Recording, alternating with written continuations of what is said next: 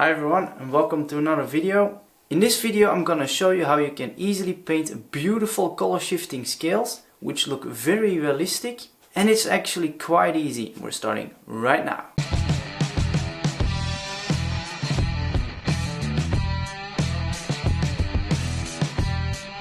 First of all, we're gonna do a white base coat, and I'm gonna use Wicked Opaque White for this, mixed with some 4011 and some 4050. And this gives really a great base coat, which is easy to use, easy to spray, and also adheres very well, which is very important for a base coat. I will start off with the reducer, then some 4050, and then some white.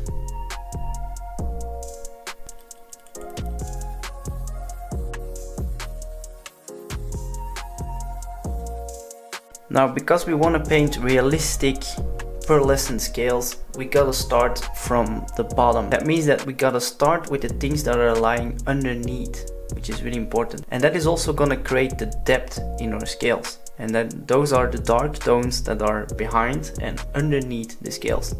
So we need to put those on first before we can do the final colors. So when you look at the reference picture, you always start with the color that you see behind the other colors, and then you work your way from there. So the last color that you apply is the color that you see on top of all the rest, which in this case is that iridescent gold whitish pearlescent kind of color. That's the last one. So first of all, we're gonna do those dark green, dark brown, those kind of colors that are lying underneath our scales. And to do this, I'm gonna use Vallejo washes, which is perfect for especially lures with a lot of texture in it, carved out scales and everything, because it fills up those crevices and it's really easy to use, and it gives really good results as well. We're gonna start off with dark green, which is actually not that dark, it's a quite light green color. Just put a few drops on there. I grab a paintbrush, take some paint,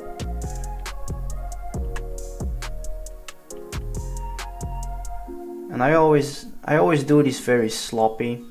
I am not careful at all because I want it to be irregular. I even do the fin. We're gonna fix that fin later, a little more here and there. The more wash there is on there, the darker it gets, but you can always layer more later on. Sometimes I hold it upside down so you can see it running down again, because a wash is very fluid. It's like water. Now I grab a towel or a piece of cloth or anything, or a paper towel, something that it can absorb the paint. And everything that is a little bit excessive, like so. Let that dry for a second, or use a heat gun. Now I'm gonna do the same with a brown wash, which is dark brown, which is actually still quite of a bright. It's a light brown if you ask me, it's not that dark.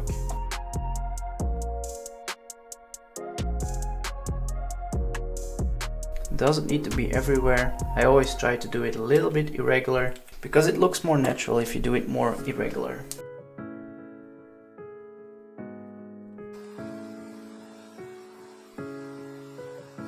And always be careful when you use a heat gun. This one is a digital one, so it's very easy to use, and it's set to 50 degrees.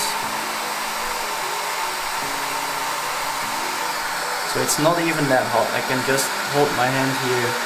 It's not even that hot. It's not warm at all. Also, the tip doesn't get that hot. It's not hot at all. So it's very safe to use. I can use this as long as I want. I will not be melting any paint off, or melting the rubber bands, or damaging my lure or anything. It's set to a very low temperature. I like to use two paint brushes for this. A really soft one, and this one is a very coarse one. It's very stiff hair. And you wet the brush, nice and wet. The nice thing about washes is that they are water activated, so that means if I go over that with a wet paintbrush, I reactivate the wash again and I actually can take it away. So I make sure it's really wet. And I'm gonna go in one direction only. I'm gonna go with the scales, not against the scales. Because if I go into the scales, my brush hairs are gonna go into those crevices, and that's where I want the paint to stay. So only on the top of the scales I will be taking the paint off again. Again, water is key.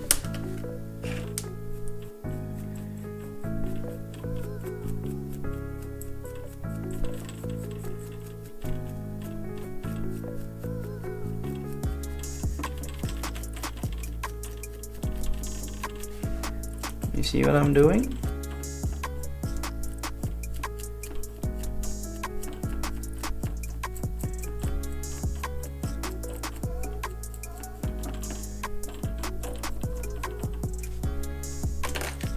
You can actually wipe it all off.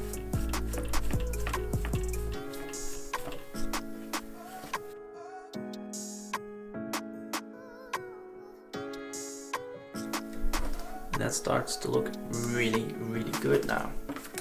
Why I use these coarse hairs is because if you can see it, it leaves a kind of a very realistic rough texture on there. It almost scratches the surface, so you get these fine lines, very rugged. Instead of, if you use a soft brush, it's gonna be very clean lines. It's not gonna be much paint left, and it's gonna be much more clean. But I like to use this one, and that looks more natural. Now that we have painted our underlying color underneath the scales, we're gonna tone that down a little bit again, because now it's very dark and very present, and we want it to be as much in the background as possible. And that is why we're gonna cover it with some Wicked Pearl White and also some Wicked Metallic White coarse.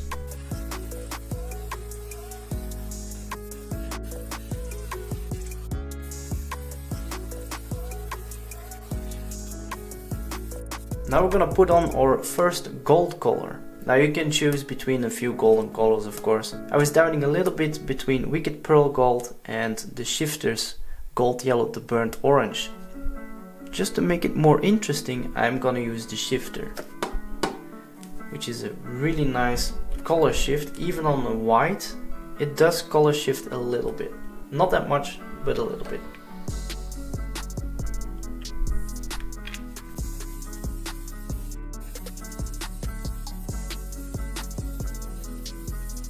Now applying our first golden tone, in this case a color shift, the colors became very monotone. So we need to get that scale effect back again. So that's why I'm gonna use wash again, brown wash again, but this time I'm gonna use it very lightly.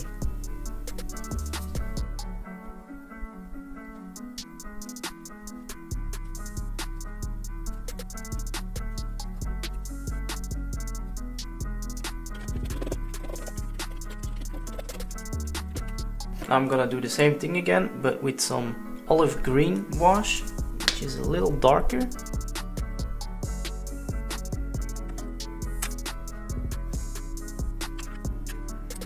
I'm also gonna use a black wash and an oiled earth wash, and that's especially for the scales on the top, because I want to darken those and make those stand out just a little bit more than the rest.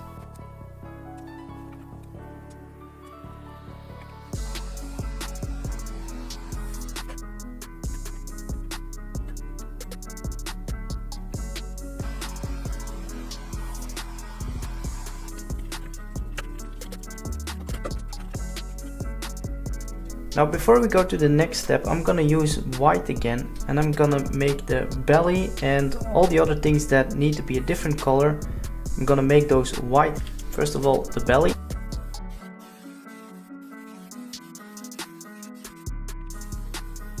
And I'm gonna use my random shape stencil, which is just some random curves cut out by hand.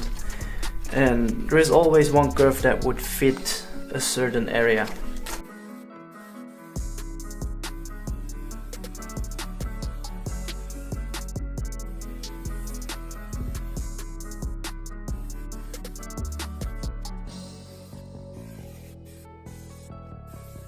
Now the reason that we did all the white first is because if we would make a mistake, we could still fix that. So that's why we did white first. So now we did that, we're gonna do the finishing touch on the scales. Now we're gonna use only color shifts for this. You could also use regular pearls, but I like to use color shifts because just it shifts color. It looks so much better and it looks a little bit more realistic sometimes too. But especially only the color shifts that look white in the bottle. So not those that look kind of orange, violet, kind of like, because these will also look like this on the scales. And this is not the color that we want. We want it to be quite whitish. So that's why we're using only Vallejo, the shifters colors that are white in the bottle. First of all, I'm gonna use Pearl Violet, which is a quite whitish, very bright color shift. Apply it on not too dark surfaces. If you put this on black, of course, you're only gonna see this result like on the picture. But if you put it on a white background or a very bright background, such as this golden color, it's gonna stay quite white. And we are gonna apply these with a paintbrush. And I'm gonna paint scale per scale with this. And not in between the cracks and crevices, only the top of the scale.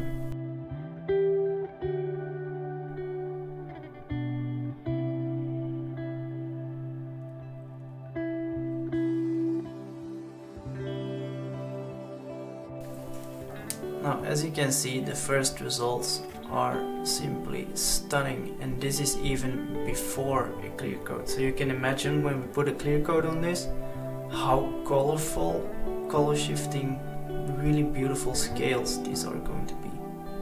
So that's really amazing. This effect is a lot of work, but it's really worth it. Now if I look at my reference pictures for the fish I'm going for, because of course you can use whatever color you want, you can get whatever result that you want, as long as you use the same techniques, just different colors. I want the scales on the belly side to be a little bit more white. So I'm gonna use Pearl White, just Createx Wicked Pearl White, and I'm gonna do the same on those lower scales again to make them a little bit more whitish.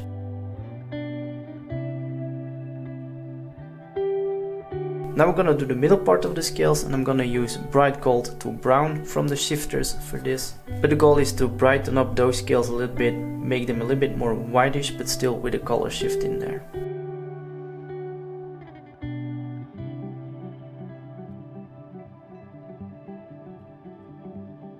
I'm also gonna grab one of my favorite color shifters, which is Electric Blue Intense Violet, which is on white, it's very subtle and it gives a little bit of a bluish shine. I'm just gonna put it on some random scales.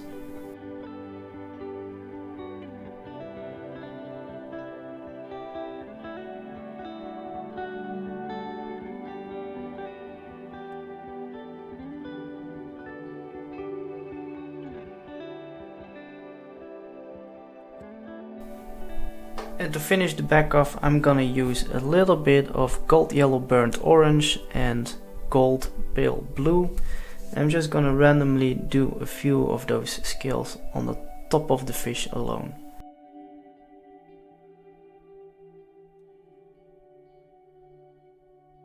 Now that the scales are done, I'm gonna do the fins. I'm gonna try to keep those a little bit more simple. First I'm gonna use a little bit of Vallejo Blood Red.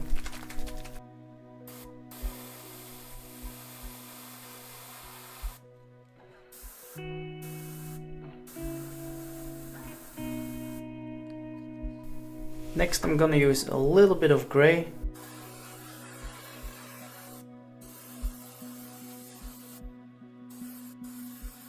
Next I'm gonna use a little bit of cold gray, which is a little bit of a darker gray. You can always mix your grays with using black and white as well.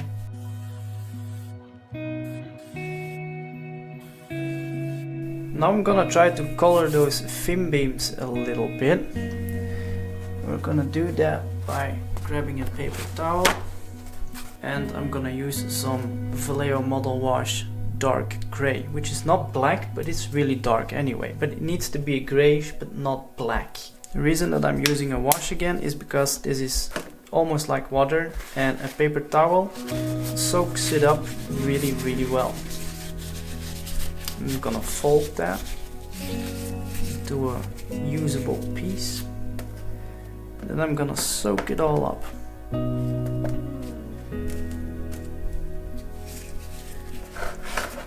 And now I'm gonna use this as a paintbrush.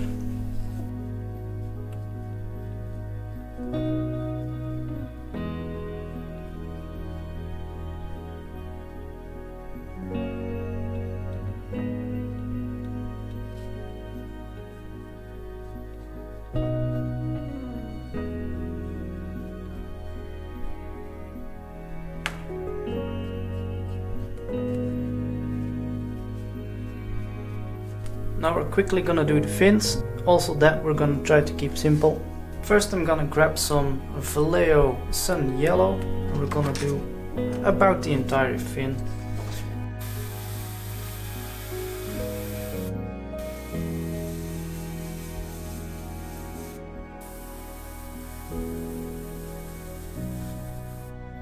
And then a little bit of flow improver, and then some hot orange. Also from Vallejo. Of course you can use any color you have. If you got Craytex or another brand kind of orange or yellow, you can use those. That doesn't really matter. I just like to use these because these are great paints, and this is what I have here at home. And with a little bit of Vallejo Dead White mixed with some flow improver, I'm gonna brighten up beginning of the fin and maybe a little bit on the underside as well.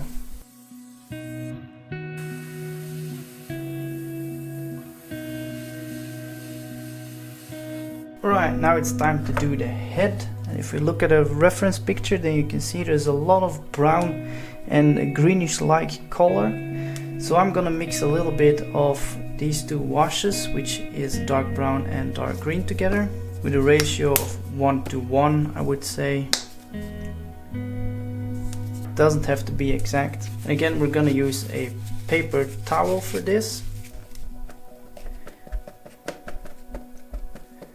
Soak all that paint up. Now I'm gonna dip the whole back of the head.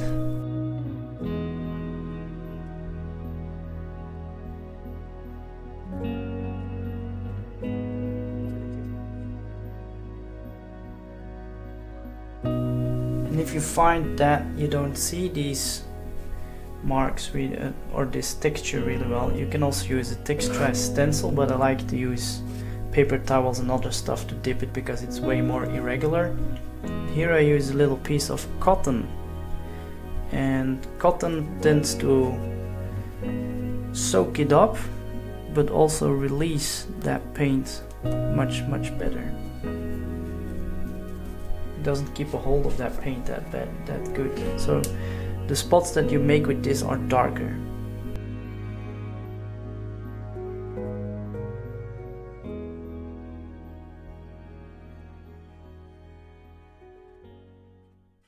Alright, I'm gonna spray a little bit of gold over there. I'm gonna use Vallejo polished gold for this, but not everywhere. If you look at the reference picture, you can see that one of the gilt plates, in the middle of it, is that metallic white that we already painted. So we're gonna leave that as it is.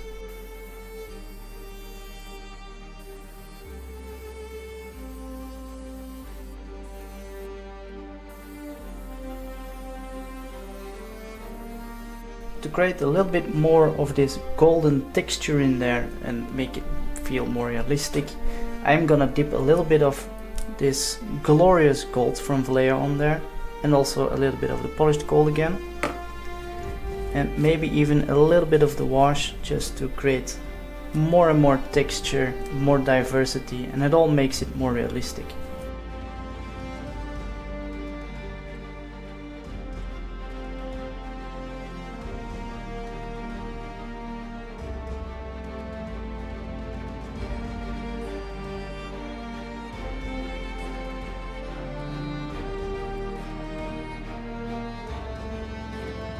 I am using these eyes from Lure Blanks, which are really nice. I always use a little bit of super glue, keeps the eyes in place, especially when you're putting on your clear coat.